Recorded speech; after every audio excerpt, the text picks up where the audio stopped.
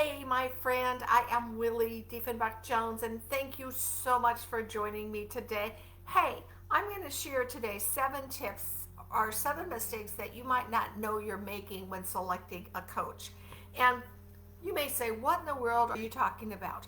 I see so many people that have chosen coaches and it hasn't worked. They paid tons of money into something and it hasn't worked.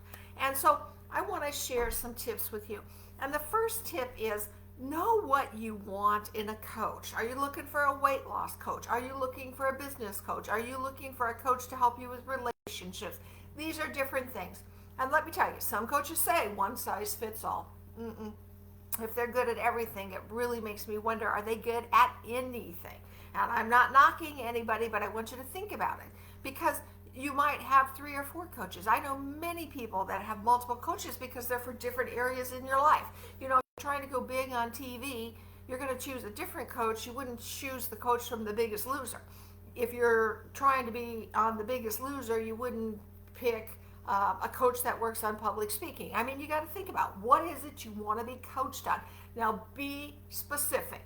I work with a business coach and I know exactly what I want, and I'll kind of share that as we go through it. So the next thing is watch them. And I don't mean in a stalky or ugly way, but watch them. And how do you watch them? Go look at what do they do on Facebook? What do they do on LinkedIn? What does their YouTube look like? What does their website look like? Does it resonate with you? And you may say, well, gee, that's obvious. I could tell you so many people that haven't done that step. And if you listen to some of these people and how they talk, if they don't resonate with you or if they don't feel motivational to you, it's probably not the right coach. Or do they talk about things you don't care or don't think are appropriate? Hey, you don't want to get involved and waste money on those. So go look at them online. And the next step is find a coach who has done what you want. And so, for example, in my business, I find it very critical for a business coach to have a coach in the same type of industry, because I know many people on my team that have gone with outside coaches and they don't know enough about our business to tell you how to build it and grow it. And I look for somebody that's super successful. My coach is super successful, and I want you to find that too. Now, you may be looking for something different, like how to grow my business tenfold or something like that, and go to some of these more generic things. And I think that's a very different story. But if you're looking for very individual coaching, I think you've got to think about, has this person been uber successful? Or you're following somebody that just likes to talk? Trust me, there's a lot of people out there that just like to talk too. And the next one is have an initial interview, but not just with one coach. Interview 2 or 3.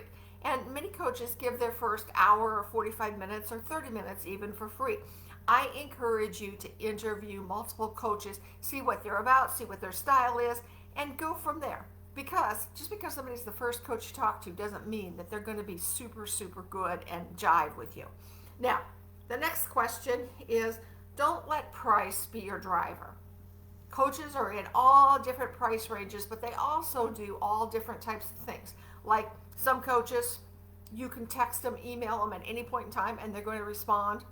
Other coaches, you only talk to them during their set time. You want to look at that. Do you meet with them every week? Do you meet with them every other week? Think about what works for you, though. Just because you meet with a coach every week doesn't mean it's better than a coach that you meet with every other week. It depends on what you want and what you're doing. So don't let price drive you. I used to say you get what you pay for, but I'll say in this arena, maybe not.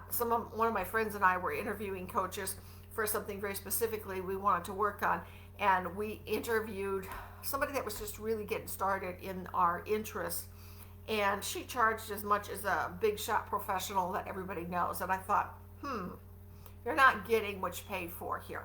But whatever coach you hire, you want them to be at a level you resonate with and you connect with. Now, the next question that you want to think about is, do you have connection with that person, or chemistry?